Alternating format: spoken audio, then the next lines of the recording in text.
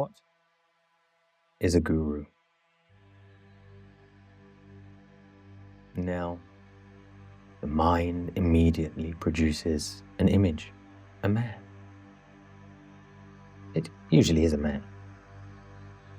Perhaps seated on an elevated platform, perhaps a golden throne, flowers garlanded around the neck, devotees arranged below in ascending degrees of proximity to the sacred presence.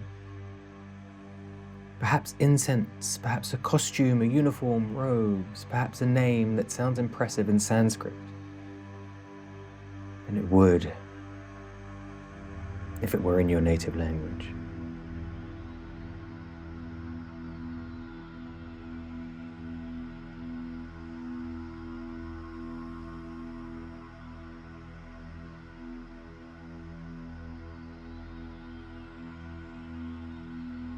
And somewhere in that image, a very clear hierarchy.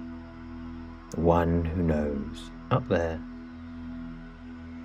The one who do not yet know, down there. Now.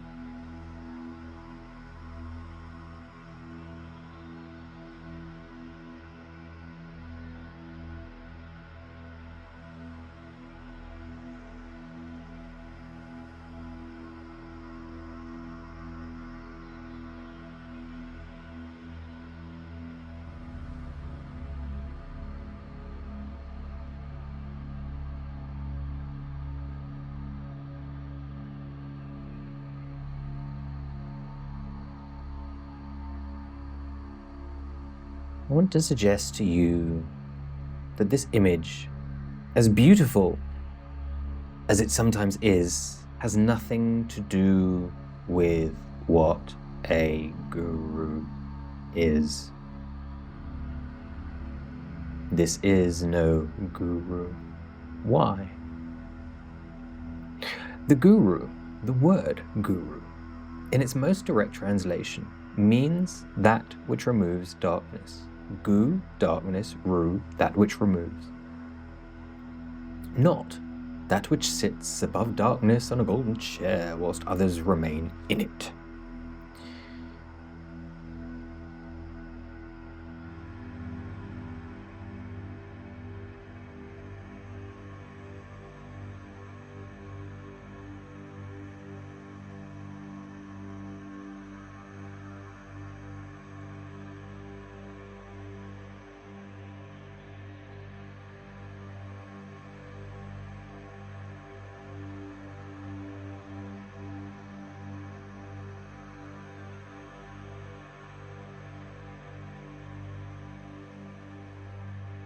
That which removes it. Now here is where it gets interesting. Tantra, that magnificent tradition, along with Kashmir Shaivism, they refuse to be sentimental about anything, including its own teachers. They make rather extraordinary claims about where the guru actually is. The guru.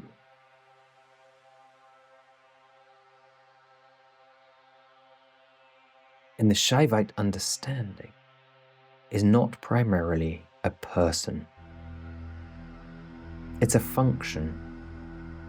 The function of Shiva, recognizing itself through whatever form happens to be the most particular and most powerful and most present.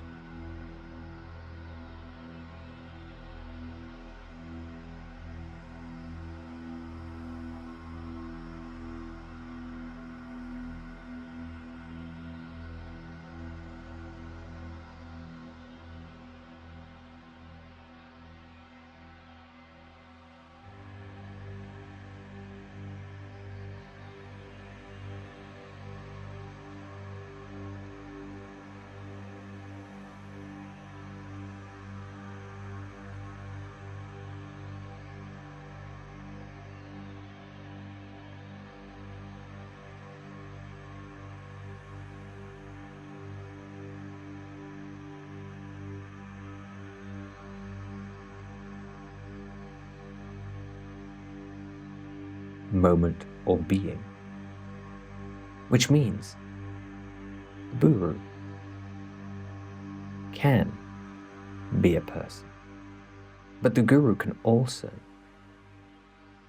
perhaps be a sudden illness, a devastating loss, a piece of music heard at exactly the right moment, a child saying something so obviously true that every adult in the room falls silent, a bird landing on a branch outside the window when the mind has finally exhausted itself.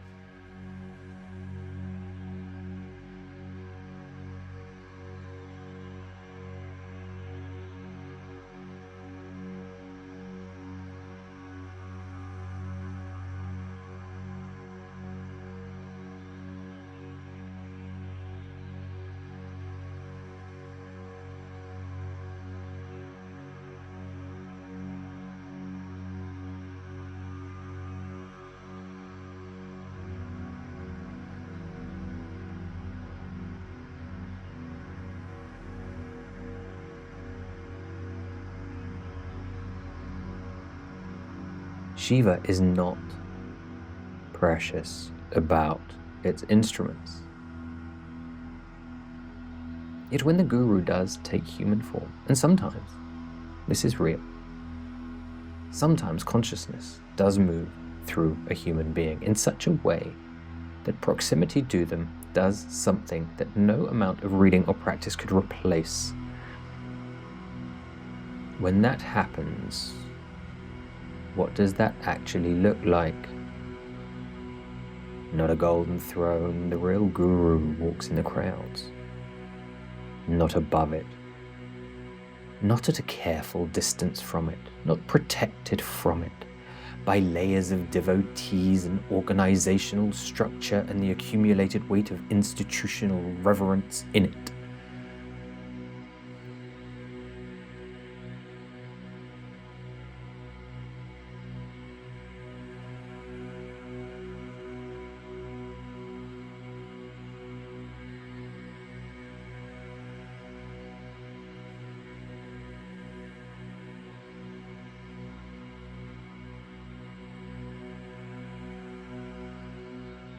The real guru touches what is uncomfortable, sits with what is broken, eats with what is ordinary, laughs at what is absurd, and there's plenty that is absurd,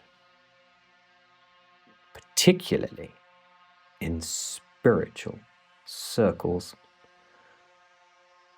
The real guru, in the Tantra understanding, sees Shiva everywhere they look, not as a philosophy, but as direct perception, which means the beggar on the street and the emperor on the throne are equally, completely, unambiguously Shiva. And you cannot treat Shiva without contempt. You cannot arrange Shiva in hierarchies. You cannot put Shiva on a platform and keep other Shivas at a respectful distance. The one who has truly seen cannot unsee that.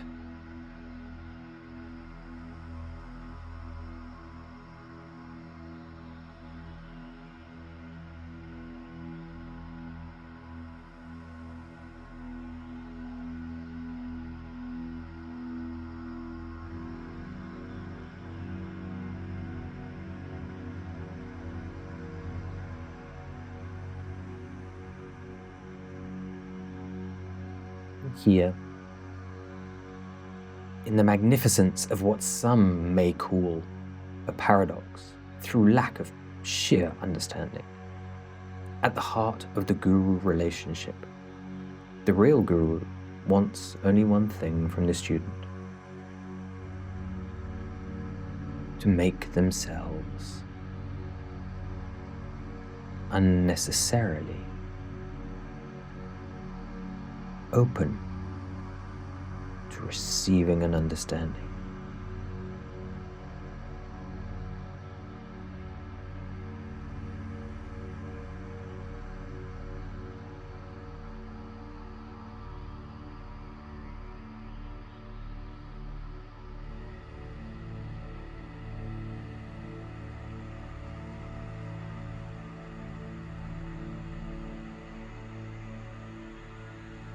about what that means. Every business, every institution, every system built around human need is designed, consciously or not, to perpetuate its own necessity. The doctor who cures every patient puts himself out of business. The therapist who fully liberates every client has an empty waiting room. Most systems are not, structurally speaking, in a hurry to succeed.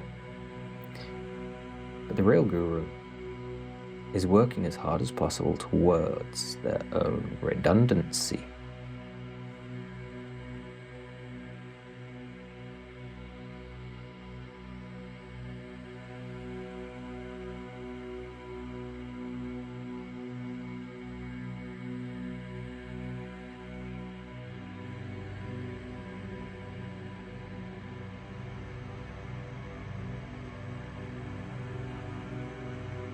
Every teaching given, every transmission offered, every pointing is designed to produce a student who no longer needs to be a student.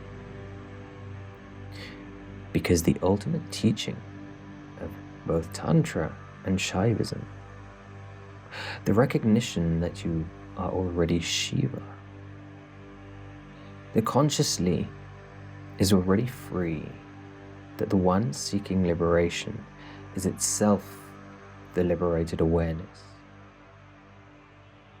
That recognition, if it lands, dissolves the need for any external guru completely.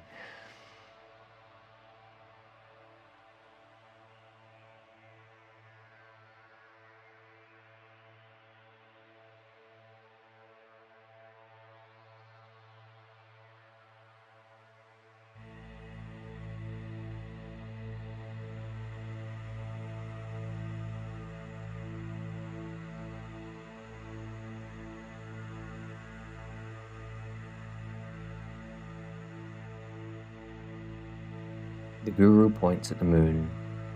The pointing ends, and when the student stops looking at the finger.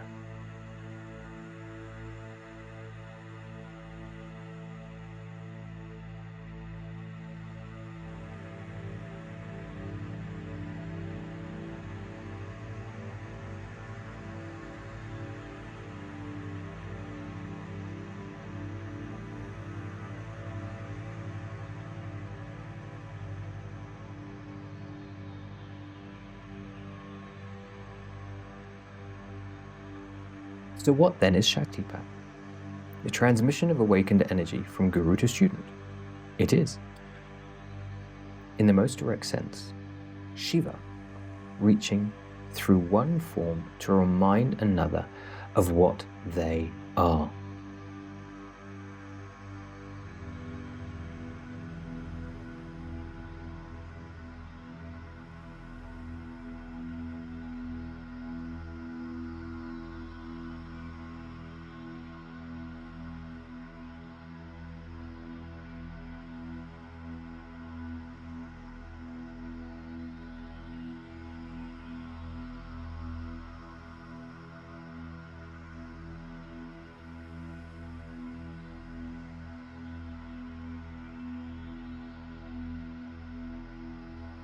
They are not their program, their ego. Those are the traps.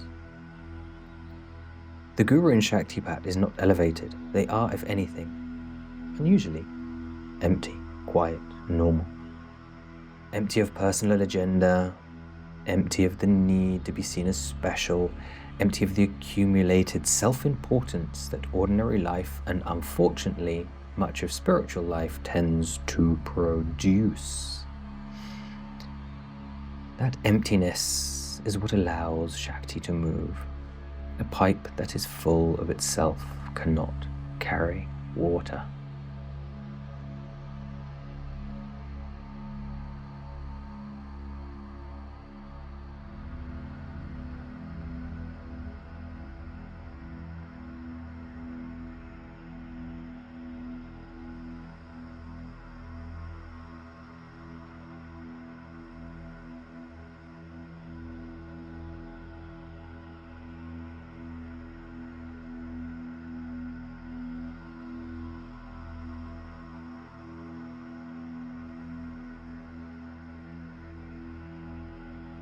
The guru who walks in the crowd, who laughs with the ordinary, who has no performance to maintain, is empty in precisely this way. Normal, regular, every day. And in their presence, not because they do, but because of what they are not. Something moves, something remembers. Something that was always free stops pretending to be bound.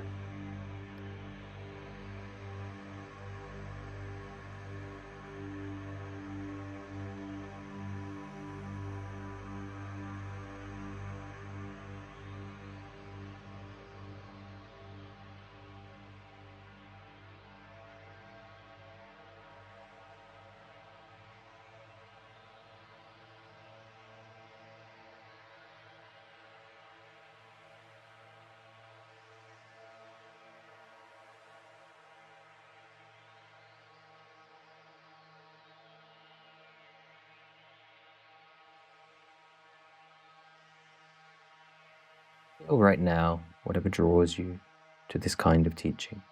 The pull, that longing, that sense of something true is just on the other side of the next recognition. Is that Shiva? Is that Shiva pulling? Is that moving towards Shiva? The guru you are looking for is not upon a golden throne, is not across the ocean in an ashram you cannot afford to visit, is not waiting behind a list of devotees more advanced than yourself. The guru you are looking for is the one function, the one grace, the one movement of recognition that is happening right now in this as this.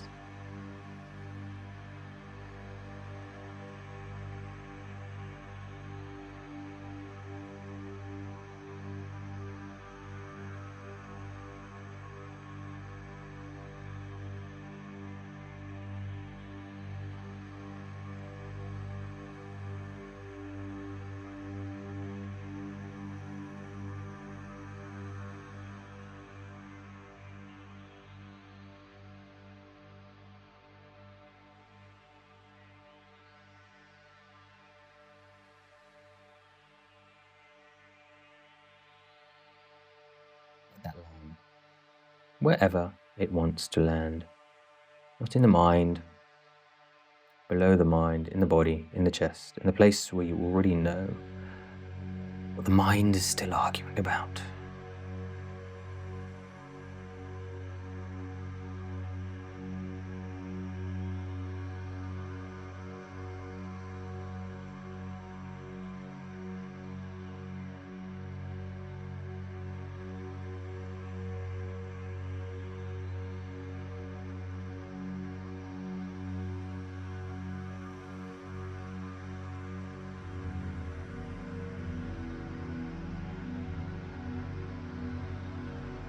So, what is a guru?